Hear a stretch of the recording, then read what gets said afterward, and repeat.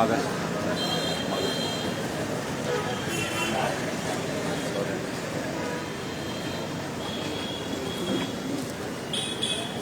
ಭಾಳ ಅದನ್ನ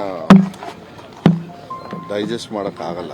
ಯಾಕಂತ ಹೇಳಿದರೆ ಸುಧಾಕರ್ ಅವರು ರಾಜಕೀಯ ಜೀವನ ಜಯಣ್ಣವರ ನಮ್ಮ ತಂದೆಯವರು ಭಾಳ ಆತ್ಮೀಯರು. ಯಾವತ್ತೂ ಕೂಡ ನನಗೆ ಸುಧಾಕರ್ ಅವರು ಮಧು ಅಂತಲೇ ಕರೆಯೋರು. ಏಕವಚನದಲ್ಲೇ ಮಾತಾಡ್ತಾ ಇದ್ವಿ.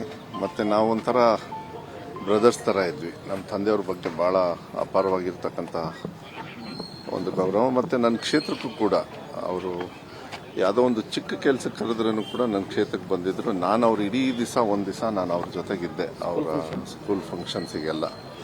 ಆಮೇಲೆ ಅವ್ರು ಹೇಳ್ತಾ ಇದ್ರಿಲ್ಲ, ಚಿತ್ರದುರ್ಗ ಸ್ವಲ್ಪ ಮುಂದೆ ಬರಬೇಕು, ಎಲ್ಲರೂ ಕೂಡ ನಾವೆಲ್ಲ ಮಾತಾಡಬೇಕಾದ್ರೆ ಇಲ್ಲ ಸ್ವಲ್ಪ ಹಿಂದೆ ಇದ್ದೀವಿ ನಾವು ಅಂದರೆ ಕಾಳಜಿ ಇಟ್ಕೊಂಡಿರ್ತಕ್ಕಂಥ ವ್ಯಕ್ತಿ. ಅದು ಸಡನ್ನಾಗಿ ಈ ಥರ ಆಗುತ್ತೆ ಅಂಥೇಳಿ ನಮಗೂ ಅಂದ್ಕೊಳ್ಳಿಲ್ಲ. ನಾವು ಜಾಸ್ತಿ ಏನಿದ್ರ ಬಗ್ಗೆ ಹೇಳೋದಕ್ಕೆ ಹೋಗೋದಿಲ್ಲ. ಅವ್ರ ಮಕ್ಕಳಿಗೆ ಮತ್ತು ಅವ್ರ ಮನೆಯಲ್ಲಿ ಹೋಗಿ ನಮಗೆಲ್ಲ ತಿಂಡಿ ತಿನ್ನಿಸೋದು. ಬೆಂಗಳೂರಲ್ಲಿ ನಮ್ಮ ಮನೆ ಹತ್ರನೇ ಅವ್ರ ಮನೆ ಹೋದಾಗ ಅವರೆಲ್ಲ ಪ್ರೀತಿಯಿಂದ ಎಲ್ಲೋ ಒಂದು ರೀತಿಯಲ್ಲಿ ಒಬ್ಬರ ಕುಟುಂಬದ ಸದಸ್ಯರ ಥರ. ಇಲ್ಲೂ ಕೂಡ ಈ ಕ್ಷೇತ್ರದಲ್ಲೂ ಕೂಡ ಜನರು ಎಲ್ಲ ಮಾತಾಡೋದು ನೋಡಿದಾಗ ಭಾಳ ಆತ್ಮೀಯತೆಯಿಂದ ಇದ್ದವರು. ಇದು ಒಂದು ಸ್ವಲ್ಪ ದುಃಖನೇ, ಭಾಳ ದುಃಖ. ಮತ್ತು ಸಾಮಾಜಿಕವಾಗಿ ಸ್ವಲ್ಪ ಯಾವುದು ನೋಡಿ, ಇವತ್ತು ರಾಜಕಾರಣ ಮಾಡಬೇಕಂದ್ರೆ ಏನಾದ್ರು ಒಂದು ಸಮಾಜ ಬೇಕು. ಅವ್ರಿಗೇನು ಸಮಾಜ ಅಂದರೆ ಜನರ ಪ್ರೀತಿನೇ, ಒಂದು ಜಾತಿ ಧರ್ಮ ಅದ್ರ ಮೇಲೆ ಮೀರಿ ಅವ್ರ ಪ್ರೀತಿಯನ್ನು ಗಳಿಸಿದ್ರು. ಅವ್ರ ಅಗಲಿಕೆ ಎಲ್ಲರಿಗೂ ಅಷ್ಟೇ ಸಾಮಾಜಿಕವಾಗಿ ಕೂಡ ಕಷ್ಟ ಆಗ್ತದೆ.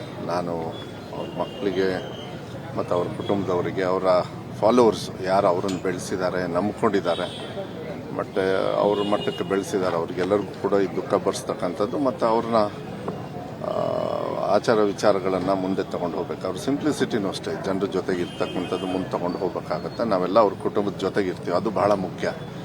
ಏಕೆಂದ್ರೆ ಸಹಜವಾಗಿ ನಿರೀಕ್ಷಿತವಾಗಿರ್ತಕ್ಕಂಥ ಕೆಲವರು ನಿರೀಕ್ಷೆ ಮಾಡ್ತಾರೆ. ಹೀಗೆ ಘಟನೆ ಆದಾಗ, ಇದು ಅನಿರೀಕ್ಷಿತವಾಗಿ ಆದಾಗ ಭಾಳ ಕಷ್ಟ ಆಗ್ತದೆ. ಅವ್ರ ಜೊತೆಗೆ ಇಡೀ ನಮ್ಮ ಸರ್ಕಾರನೂ ಕೂಡ ಇರ್ತದೆ. ಮಾನ್ಯ ಮುಖ್ಯಮಂತ್ರಿಗಳಿರ್ಬೋದು, ಉಪಮುಖ್ಯಮಂತ್ರಿಗಳು, ಎಲ್ಲರೂ ಕೂಡ ನಾವೆಲ್ಲರೂ ಕೂಡ ಸ್ನೇಹಿತರು. ಯಾವತ್ತೂ ಕೂಡ ಒಬ್ಬರ ಕುಟುಂಬದ ಸದಸ್ಯರು. ಎಲ್ಲ ವಿಚಾರದಲ್ಲೂ ನಾವು ಅವ್ರ ಜೊತೆಗಿರ್ತೀವಿ ಅಂತ ಹೇಳಲಿಕ್ಕೆ ಇಷ್ಟಪಡ್ತೀನಿ.